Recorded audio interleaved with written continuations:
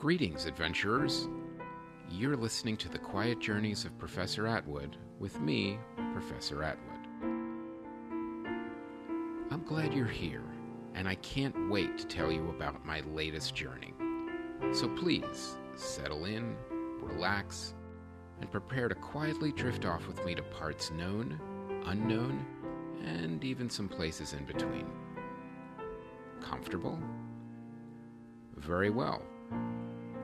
Let's get underway.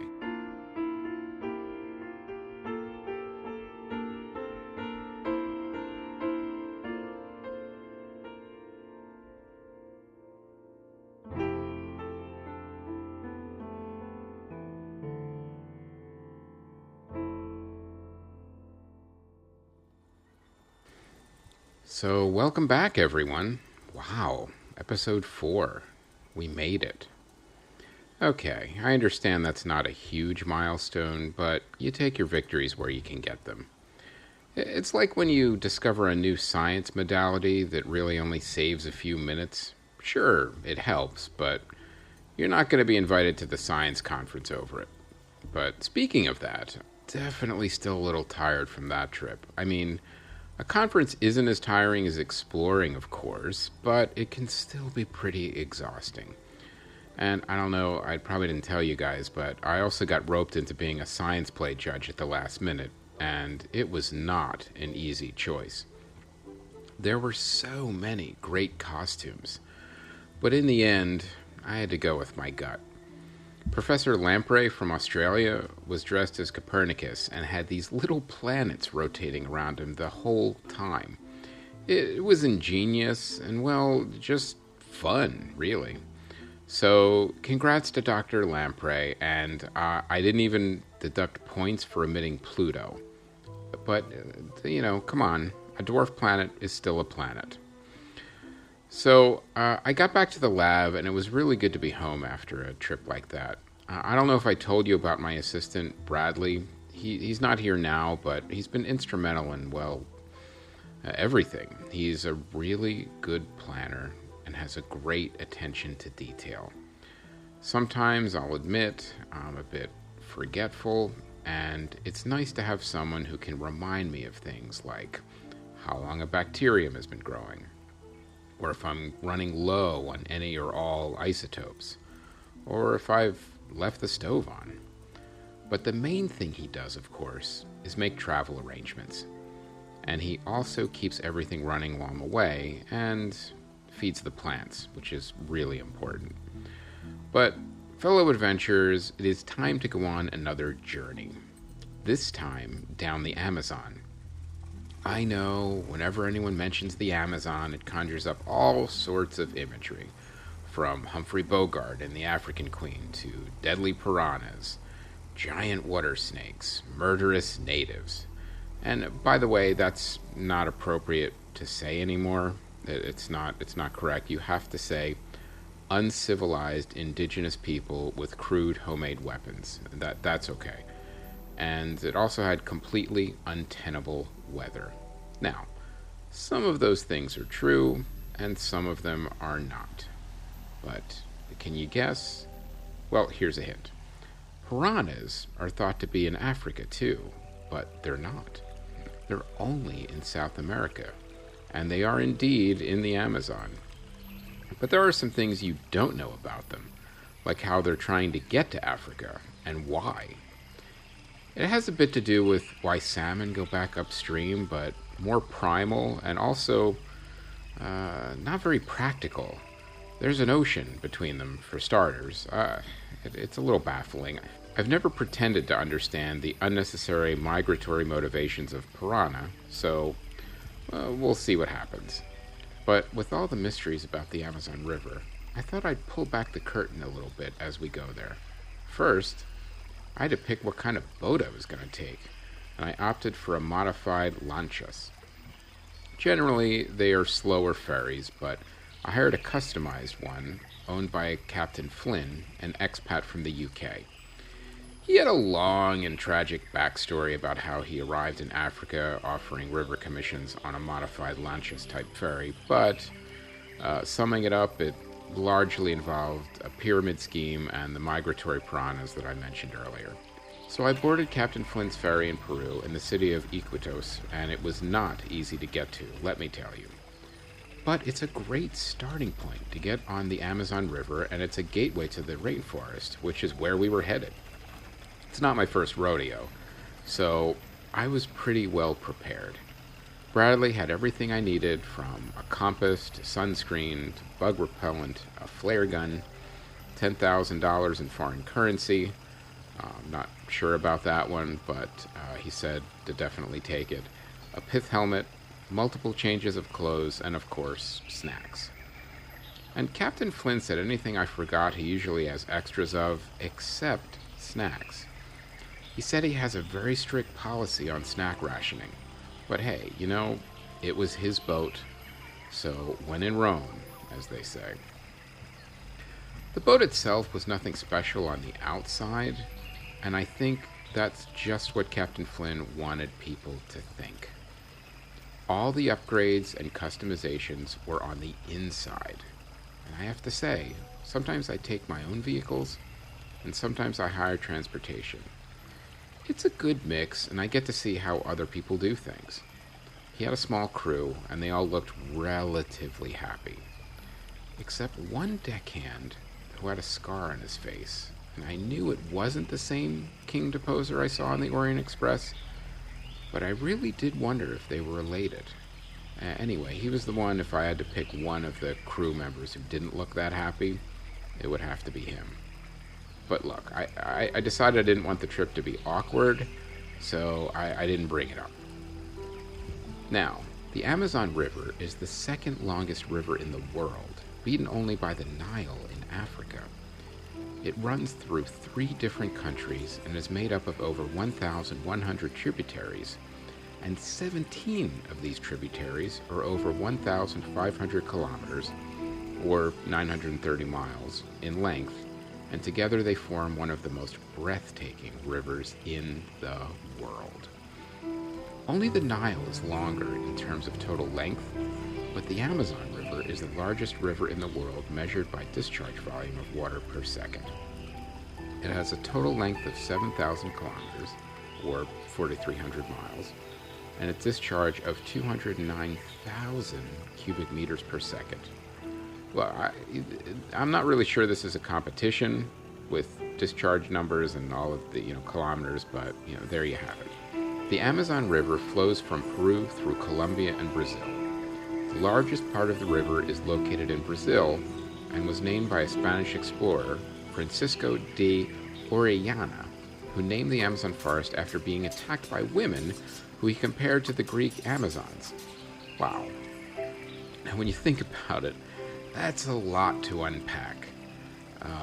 All of those things, you just picturing it happen, but you also have to wonder what Francisco did to make them keep attacking him. So it's one for the history books for sure. Now, 20% of the fresh water that enters the oceans comes from the Amazon's mouth. The fresh water enters the Atlantic Ocean and actually flows on top of the seawater due to lighter weight. The fresh water actually dilutes the salinity and changes the color of the Atlantic Ocean surface when they mix. I was looking forward to seeing that when we reached the end, but I wasn't there yet. So we were on our way, and Captain Flynn was highlighting points of interest. It wasn't necessary, but he seemed to really enjoy his job, and I didn't want to seem ungrateful. He pointed out the myriad of sea life, and he must have known just where everything lived, because as he was narrating, the fish and the animals popped up as if on cue. It was incredible. There are more than 3,000 species of fish living in the river. I thought Captain Flynn was going to name them all, but thankfully he got bored around armored catfish and pancake stingray. He also showed me the botu, which is also known as the pink river dolphin. It's hard to describe. It looks like a cross between a miniature beluga whale and, well, a nightmare. It's a little off-putting to see them jump right out of the river, and I think they know that. Dolphins are very intelligent, as you know, and they can also be very playful. course they like scaring humans. You can tell, and it's all in good fun. The Boto break the surface, scare you, then you all have kind of a good laugh about it, and soon enough they're off to the next boat. There are also electric eels in the Amazon, and that's when Captain Flynn showed me one of his upgrades. By the way, an electric eel isn't an eel at all. It's a knife fish, which still sounds ominous, I suppose. I mean, if you had to pick, and you were a fish trying to pass yourself off as an eel, I mean, why wouldn't you? So, what Captain Flynn had done was truly remarkable. Whenever there was a school of electric eels, they give off a small passive current. Not enough to kill prey, but enough to power Captain Flynn's upgrade.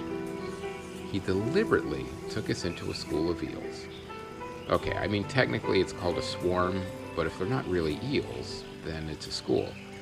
I mean, I don't want to split hairs here. I don't think either is wrong. But what was interesting is now, normally, electric eels are solitary, but occasionally they do travel in groups, and that's when Captain Flynn activates his bioelectriferous harvester. I mean, it sounds worse than it is. It just collects the passive electrical current generated by the electric eels and then stores it into a large dry cell in the boat. It doesn't harm the eels, and they don't miss the energy since they were discharging it anyway. It's then used to power the ferry's air conditioning. I know it doesn't sound like much, but when you're on the Amazon in the middle of summer, I gotta tell you, it's kind of a big deal. So now, people are afraid of electric eels, and I can understand that. They send electric shocks in the water to paralyze their prey, and although one electric shock from an electric eel can't really kill a human, several of them together can cause irregular heartbeats and other symptoms. So if there's a group of electric eels minding their own business, it's best to leave them alone. Don't tease them, don't point out that they're not really eels, that sort of thing. I gotta tell you, there's always one explorer who hasn't done his homework and has something to prove, and it always ends badly. So take a lesson from Professor Johnson. May he rest in peace. So we were hitting a part of the Amazon that was incredibly peaceful and serene. The sun was shining, and I just let the warmth of the sun spread over my face to my whole body. And I was just surrounded by fascinating and interesting sights, sounds, and smells. The hum of the ferry, the waves, and the current slowly lapping against the sides of the boat. The sound of harvesting the excess electric eel energy, and even the hum and buzz of all the insects and animals we passed mixed together to create this soundscape that you just cannot hear anywhere else. In fact, let me stop talking here for a moment so you can hear it.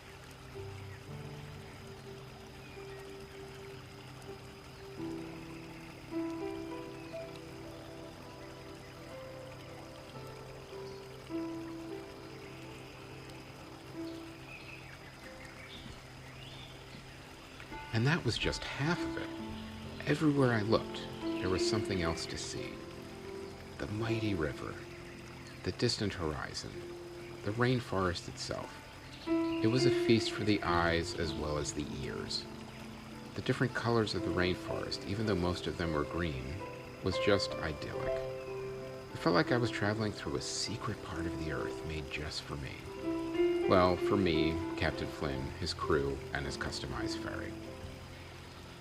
It made me want to venture into the rainforest to find a hidden or lost civilization, but truth be told, I wasn't really equipped for it. Generally, I like my own vehicle and crew for something like that.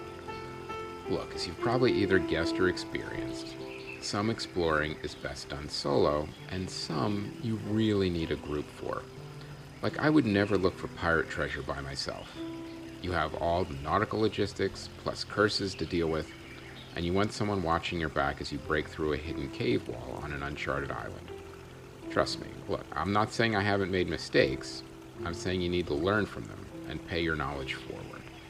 So I was happy to enjoy the journey from the boat this time. It occurred to me later that there was absolutely no cell reception there, and even my satellite phone didn't work. Now, Captain Flynn's did, so I'm going to talk to Bradley about that when I get back. Soon the river opened up a bit, and there was some commotion on the shore. It could have been anything, and I wasn't sure what it was at first. But I got my binoculars out and took a closer look. Actually, I didn't really need them, because Captain Flynn likes to investigate things, so he moved the ferry closer. It was a green anaconda, the largest snake in the world, fighting with a giant river otter.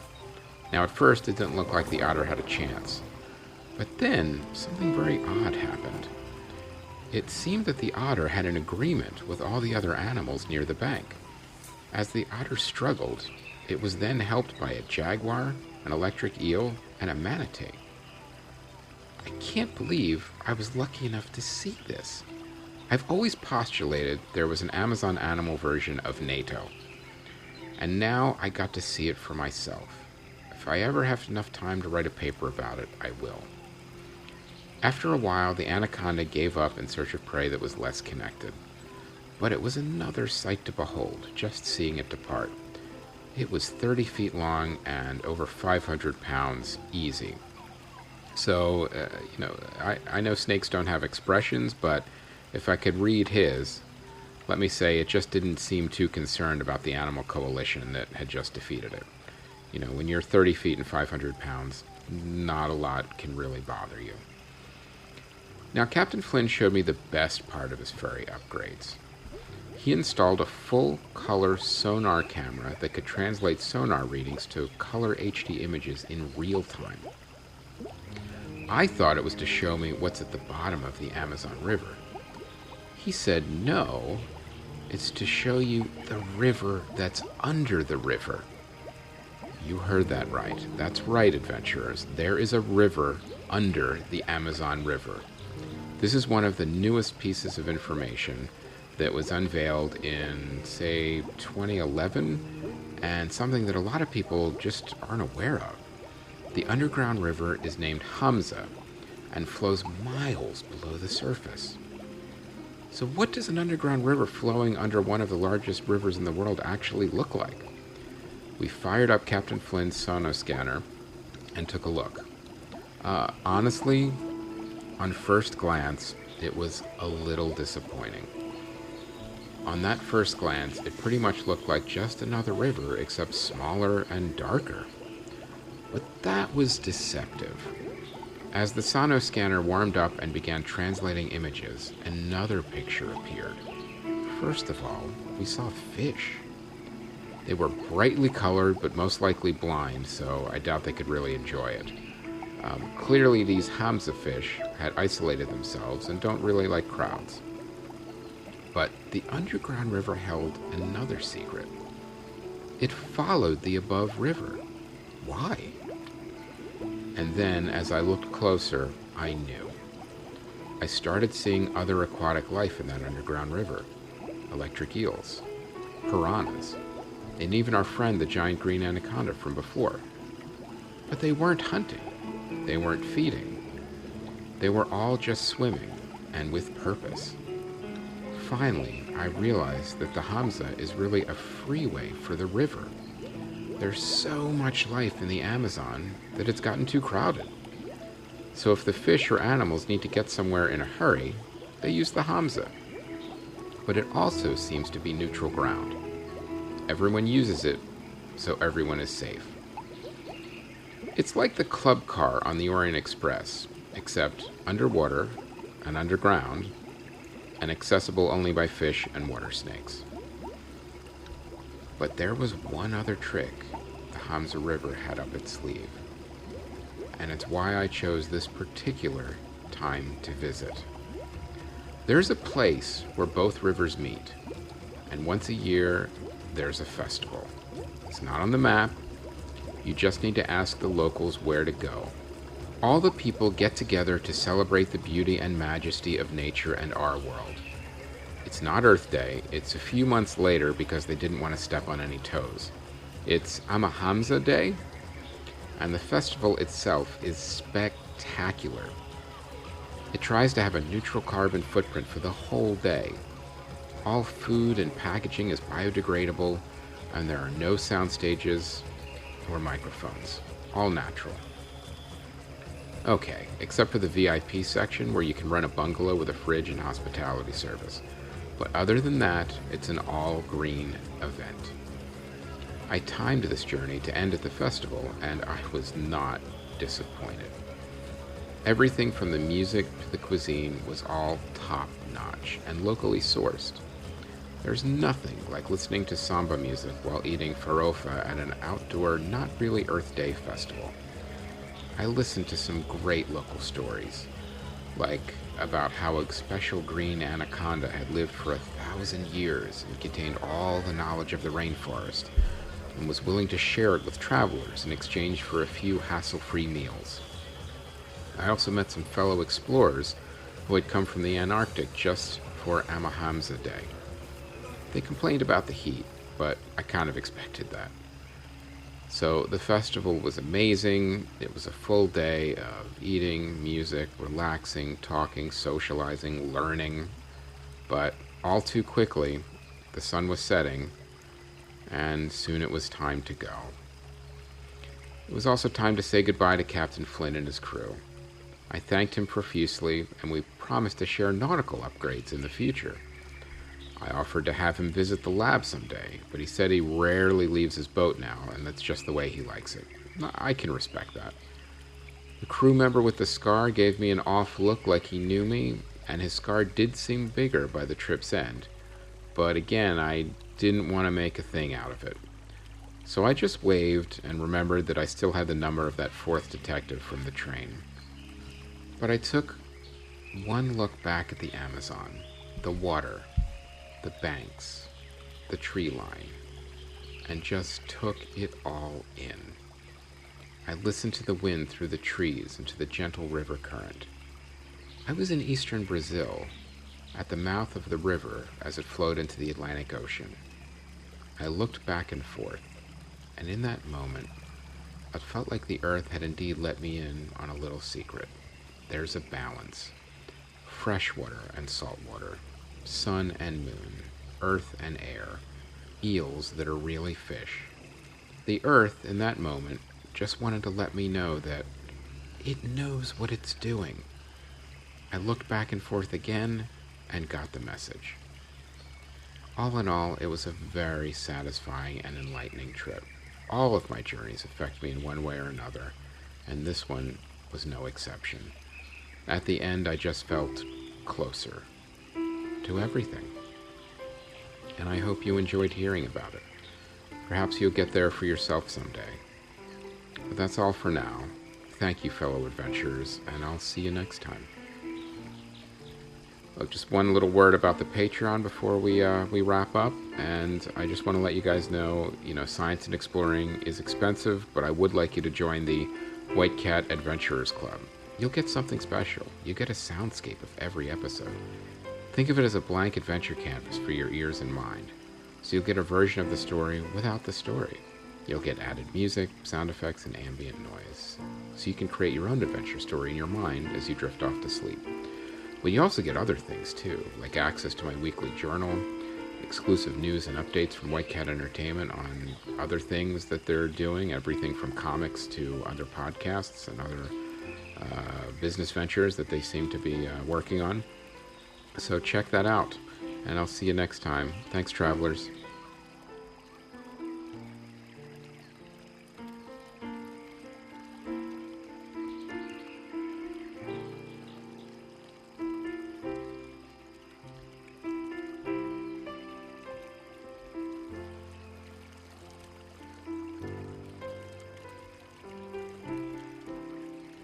The Quiet Journeys of Professor Atwood was created, written, and performed by Chris Mancini and produced by White Cat Entertainment. It is a work of fiction. Maybe. Music and sound design by Ron Tansky at rontanskymusic.com. For more info and merchandise, go to whitecatentertainment.com.